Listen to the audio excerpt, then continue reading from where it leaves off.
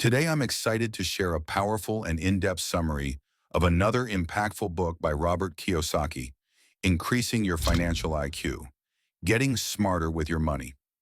According to Kiyosaki, if you truly want to build lasting wealth, not just get rich, but stay rich, you need to master 5 essential financial IQs.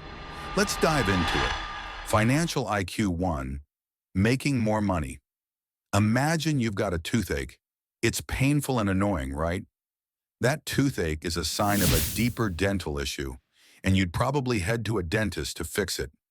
Now think of money problems the same way. If you're not making enough, that's a financial toothache. The solution? You've got to address the root problem. Let's say you want to become better at sales, but you're shy and afraid of rejection. That fear is a personal barrier, a problem. But once you tackle it, maybe through training or practice, you start to improve. You sell more. And guess what? You earn more. Earning more money is simply the result of solving more problems. The journey looks like this. You begin with small, personal challenges. Maybe it's a lack of knowledge or confidence. As you overcome them, you level up to bigger problems. It's like progressing in a video game. Every challenge you beat unlocks a new opportunity, and often higher income. But here's the kicker. The opposite is also true. The more you ignore your money problems, the worse they become.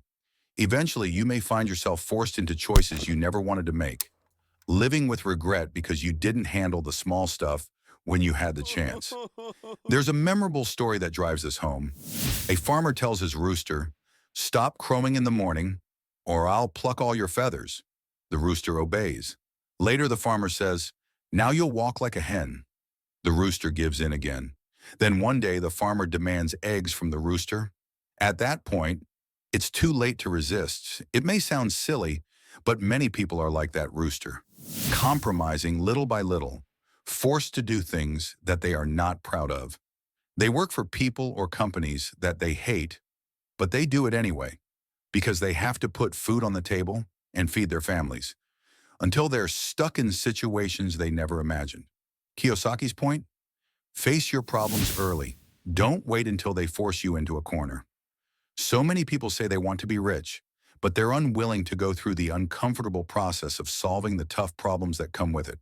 Take doctors, investment bankers, or CEOs, for example. Most people admire their income, but very few are willing to go through the long years of school and training. It's the process that makes them successful. Wealth comes from the courage to face problems, saying keep solving them. And when you start solving not just your problems, but other people's too, that's where real financial growth begins. Rich Dad once told young Kiyosaki, "Money problems make you smarter if you solve them. If you ignore them, though, they grow like weeds and can trigger a cascade of bigger problems." Rich Dad used the example of having a toothache to illustrate what he meant by a problem leading to other problems. He said, "Having a money problem is like having a toothache. If you do not handle the toothache makes you feel bad and irritable. If you feel bad, you may not do well at work. Not fixing the toothache can lead to further medical complications, because it is easy for germs to breed and spread from your mouth. One day you lose your job because you have been missing work due to your chronic illness. Without a job, you cannot pay rent. And if you fail to solve the problem of rent, you are on the street, homeless, in poor health, eating out of garbage cans, and you still have the toothache." It might be an extreme example, but Kiyosaki says that this story stayed with him. "I realized at a young age the importance of solving problems, and the domino effect caused from not solving a problem. Many people do not solve their financial problems when they are small, and at the toothache stage. They leave it to spread, which thereby leads to unresolved money issues that can cause financial breakdown. So don't wait. Start small. Solve what's in front of you, and grow from there." Financial IQ 2, Protecting Your Money. If financial IQ number 1 is about how much you make, financial IQ number 2 is about how much you keep. You might earn $300,000 a year, but if you're losing half of it to taxes, while someone else earns $200,000 and only pays 15%, guess who's better at protecting their wealth? Keeping your money safe from financial predators is just as important as making it. Kiyosaki says we live in a world full of people, companies, and even governments, ready to dip into your pockets. And many of them are incredibly smart and powerful. If they're smarter or have more power than you, they'll take what's yours. That's why protecting your money is a skill you can't afford to ignore. When Kiyosaki was a kid, his rich dad explained it like this. A farmer must protect his crops from bunnies, birds, and bugs. They may look harmless, even cute, but to a farmer, they're thieves. The same goes for your finances. Often, the people or organizations that threaten your wealth aren't villains. They're the ones you trust, respect, even love. They stand behind you, not to support you, but because it's easier to reach into your pocket from there. One of the biggest financial predators? Bureaucrats. Bureaucrats, especially in the tax system, are experts at spending other people's money. They may not know how to make money themselves, but they're very good at finding ways to take yours. That's why Kiyosaki says taxes are often your biggest expense. We're taxed on nearly everything: income, investments, homes, gas, travel, clothes, meals, businesses, you name it. And many of these taxes are sold to us as solutions to society's problems. But the problems keep growing. Why?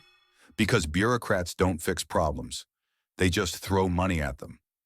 Now, to be clear, Kiyosaki isn't anti-government or against paying taxes. As his rich dad said, taxes are the price we pay to live in a civilized society. But if you don't learn how to legally and ethically protect your money, you'll always be at the mercy of those who know how to take it. Taxes, the price of civilization, or a hidden trap. Taxes help fund the foundations of our society, from schools and teachers to firefighters, police, courts, the military, roads, and even food safety. And while Rich Dad wasn't against paying taxes, his frustration was that bureaucrats rarely solved the problems they were supposed to fix. Instead, they just kept asking for more money. So taxes kept rising, and they still are. His take? Bureaucrats are legally trying to reach deeper into your pockets. Your job is to legally let them take as little as possible. Sadly, it's often those who earn the least that end up paying the most in taxes, percentage-wise. Warren Buffett once made a powerful observation at an event.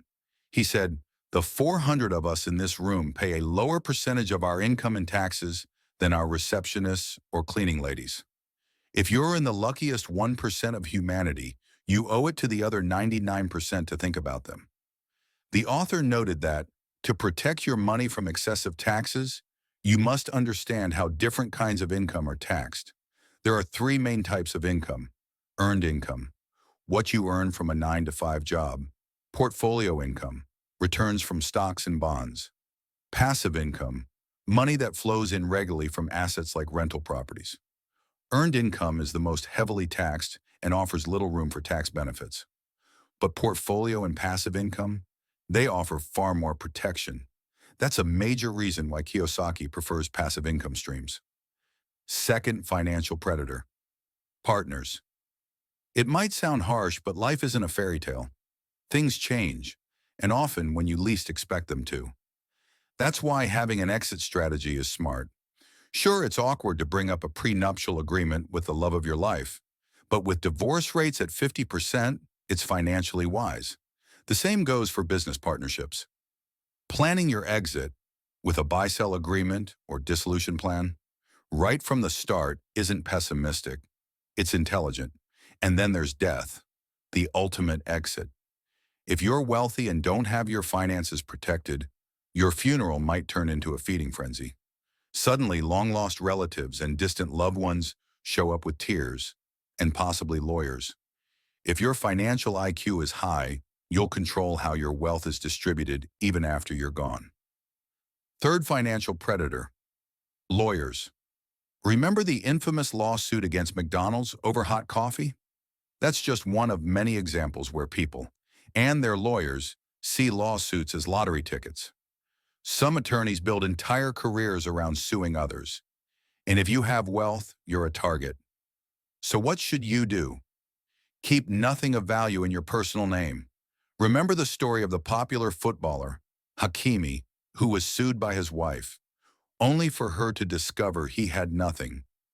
Nothing to his name, actually. Rich people structure their assets in smart ways. Poor dad proudly said, "My house is in my name." But the wealthy, they know better. Buy personal liability insurance now. You can't buy coverage for a house that's already on fire. Protection must be in place before the storm. Own valuable assets through solid legal entities. Limited liability companies and similar structures can shield you. Ironically, many small business owners operate under sole proprietorships or general partnerships, the worst legal setups in terms of protection. Fourth, financial predator? Brokers. The term broker is just another word for salesperson. And when it comes to money, there are brokers for nearly everything. Stocks, real estate, mortgages, businesses, you name it. The issue? Too many people take financial advice from salespeople instead of actual wealthy individuals. As Warren Buffett famously said, Wall Street is the only place where people drive Rolls Royces to get advice from people who ride the subway. So how do you choose a trustworthy broker? Educate yourself first. The more you know, the easier it is to tell whether a broker knows what they are talking about or if they're just trying to close a deal. See if they care about relationships or just the sale. I once worked with a real estate broker who seemed great at first, but the moment I signed the contract, he ghosted me and handed me off to his assistant. Compare that to my precious metals broker, who always makes time to connect, stays in touch, and genuinely wants to help. That's the kind of relationship you want. Check if they invest in what they sell. If they don't have skin in the game, why should you? Another financial predator, businesses. Let's be real. Every business has something to sell. If they don't, they won't last. But not everything they sell is good for you. So before buying something, ask yourself, is this making me richer or just making them richer? Financial IQ 3, budgeting your money. Let's talk about budgeting. One of the pillars of financial intelligence. Think of a budget as your game plan for managing money. Two terms to understand here are budget deficit, when you're spending more than you earn, and budget surplus, when your income exceeds your spending. Of course, we all want a surplus, but the truth is, most people, and even governments, live in a constant deficit. Now, there are only two ways to flip that deficit into a surplus: cut your expenses or increase your income. Most people and most companies go with option one. They start slashing costs. But Robert Kiyosaki challenges that thinking. He says, rather than shrinking your world, expand it. Spend more, but spend smarter on the right things that help you earn more. That sounds counterintuitive, right? But here's the key. There are two specific types of spending Kiyosaki encourages. First, spending that boosts your income. This is like investing more in marketing if your store isn't generating enough sales. Cutting marketing might reduce costs short term, but it also kills your chance to grow. Second, pay yourself first. You've probably heard of this concept, and we won't dive too deep into it here. But if you haven't, leave a comment saying how to pay myself so I can create an in-depth video on it. But the idea is simple. Every time money comes in, you get paid before anyone else. Not the government, not your landlord, not your loan officer. Even if you're in a deficit, Kiyosaki says this is non-negotiable. Why? Because this money goes into your asset column, your personal wealth engine. But applying this principle takes real guts. Kiyosaki shares a story. Early in their marriage, he and Kim were strapped for cash. Like most young couples, they brought in a bookkeeper named Betty and gave her strict instructions. Take 30% of all income off the top and move it into the asset column, no matter what. So if they earned $1,000 but had $1,500 in bills, Betty still had to move $300 into savings and investments and somehow stretch $700 to cover $1,500 in expenses. Betty was horrified. She thought they were crazy. But Kiyosaki explained, this expense wasn't just saving, it was creating future income. It was solving the real problem, not enough money. And every time you solve a financial problem, your IQ grows. So Betty went along with the plan. Every dollar earned, she put 30 cents aside to build wealth. And the remaining 70 cents, that went to bills, taxes, and day-to-day expenses. And yes, there were months they came up short, sometimes her by $4,000. But instead of panicking, they leaned on financial IQ number one: make more money. Kim hustled. She offered marketing consultations, took on modeling gigs, and sold clothing. Kiyosaki taught investment and sales classes, trained real estate teams, even helped families move and clear land. They did whatever it took. No pride, no ego, just pure hustle. And it worked. They always found a way to make it through. And Betty, bless her heart, stuck with them. But sadly, Betty never applied the same lessons to her own life. In retirement, she moved in with her daughter. No assets, no surplus. Just surviving, not thriving. Financial IQ 4, leveraging your money. Let's move to the fourth key: leverage, or in plain terms, doing more with less.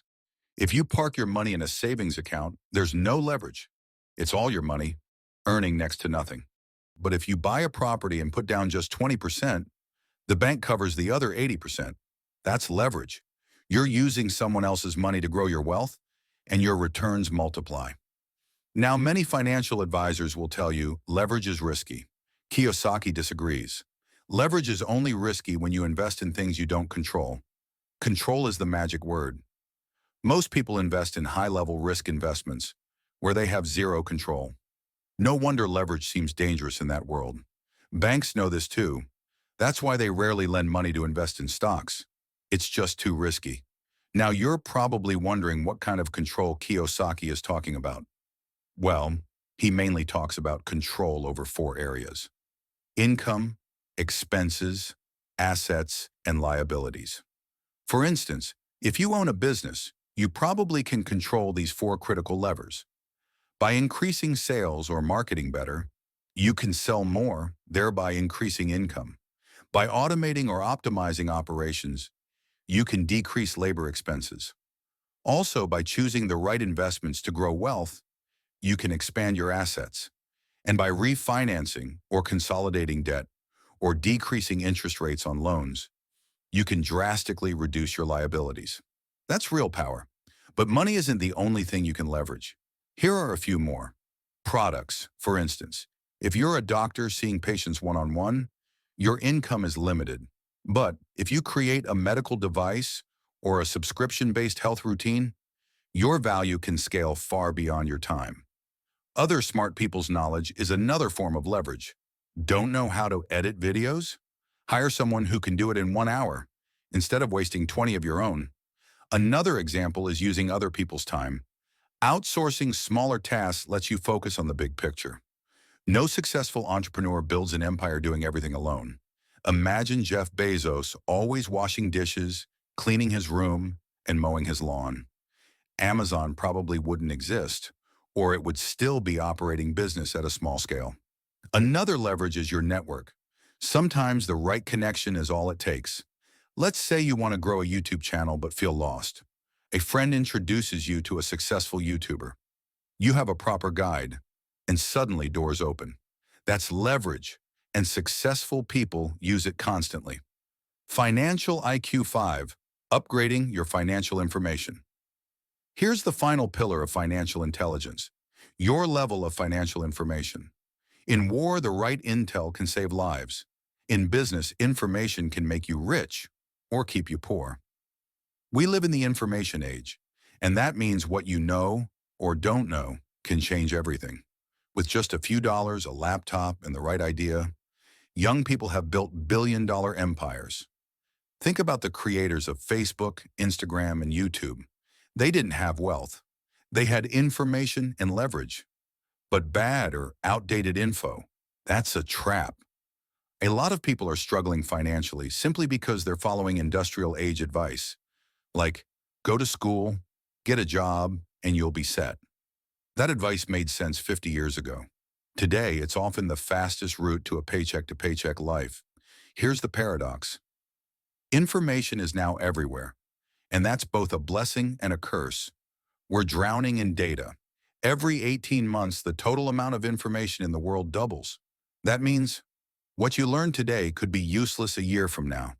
It's like drinking expired milk, and like the way we constantly check the expiry date on our products. We never check the expiration date on our knowledge.